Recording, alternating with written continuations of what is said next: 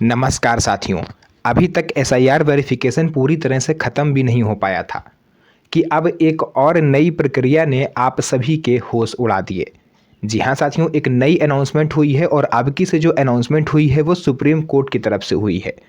इस वजह से भारत में जितने भी नागरिक हैं वो और ज़्यादा परेशान हो गए हैं, क्योंकि एसआईआर, फिर उसके बाद एनआरसी और अब ये एनपीआर। आखिर लोगों को समझ में आ नहीं रहा है कि आखिरकार इतनी प्रक्रिया क्यों करवाई जा रही है, क्यों दस्तावेजों के पीछे पड़ी है भारत सरकार। और एसआईआर और एनआरसी तो चलो जब तक समझ में आया, तब तक एक और नई अनाउंसमेंट हो गई एनपीआर की। अब ये एनपीआर क्या है, ये कैसे होगा और कौन कौन से दस्तावेज इसमें लगेंगे, तो चलिए पूरी जानकारी आज मैं आपको यहाँ पर बताने वाला हूँ। वीडियो को अंत तक देखिएगा।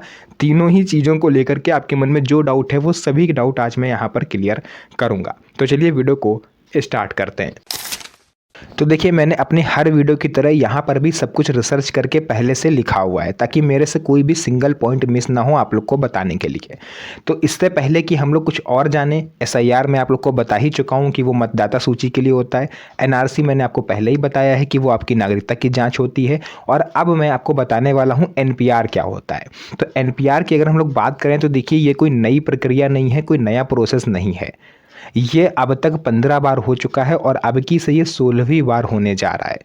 जी हाँ साथियों, एनपीआर को आप लोग समझ सकते हो नेशनल पॉपुलेशन रजिस्टर।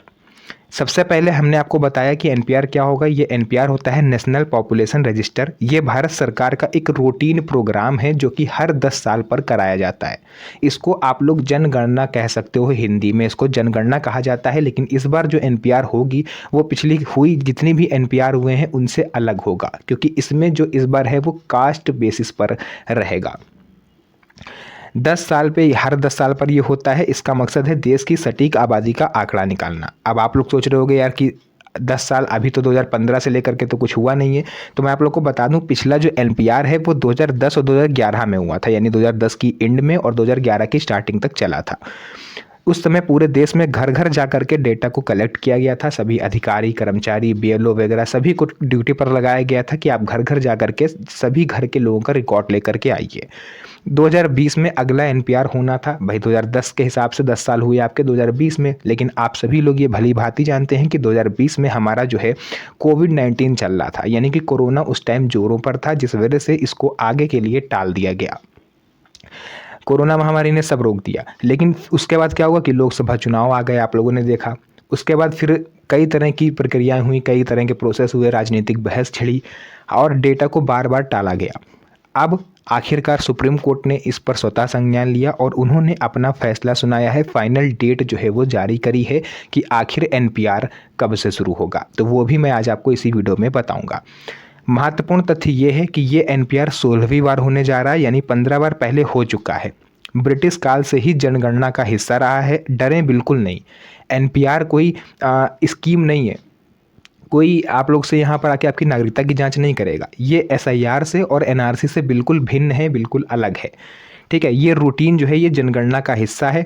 ये सीएए, एनआरसी हो गया, एसआईआर हो गया, इन सभी से पूरी तरह से अलग है।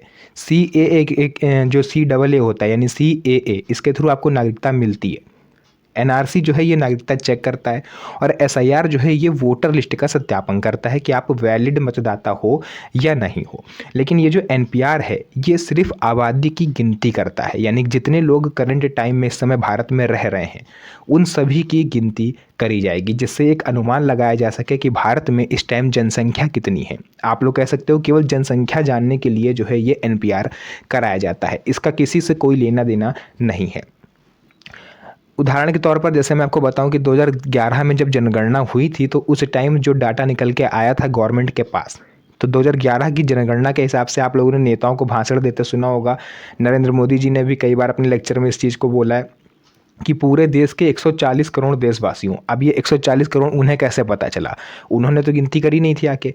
उनको पता है 2011 में जो एनपीआर हुआ था उसकी रिपोर्ट और उसके बेसिस पर। तो इस वजह से ये कहा जाता है कि 2011 की जनगणना के हिसाब से 140 करोड़ लोग भारत में रह रहे थे।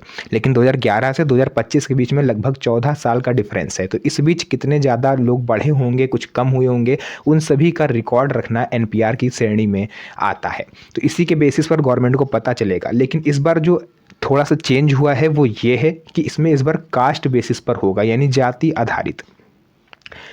इससे गवर्नमेंट को जो है वो सटीक योजना बनाने में मदद मिलती है। प्रधानमंत्री आवास योजना में, प्रधानमंत्री किसान सम्मान निधि योजना में, इन सभी में सही तरह से वो लोग रिजर्वेशन और भी जो चीज़ें होती हैं वो कर सकते हैं।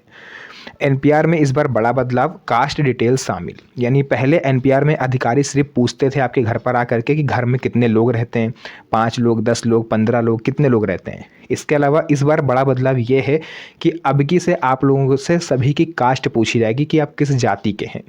ठीक है, यानी कि आपके घर में कितने फैमिली के सदस्य हैं, आपके घर पर अधिकारी आएंगे, पूछेंगे आपके घर में कितने लोग रहते हैं, उनका नाम क्या है, उनका जो डेट ऑफ बर्थ है वो क्या है, ठीक है, रिलेशन क्या है आपस में, और सबसे खास कि उनकी कास्ट क्या है, एससी हो, एसटी हो, ओबीसी हैं, जर्नल हैं, या अगर मुस्लिम हो आप तो मुस्लिम में भी कई सारी कास्ट होती हैं। जैसे कोई शेख होता है, कोई पठान होता है, कोई सैयद होते हैं, अलग अलग तरह के लोग होते हैं, कोई खान होता है ना। तो इस तरह से उनमें भी कई सारी कास्ट होती हैं।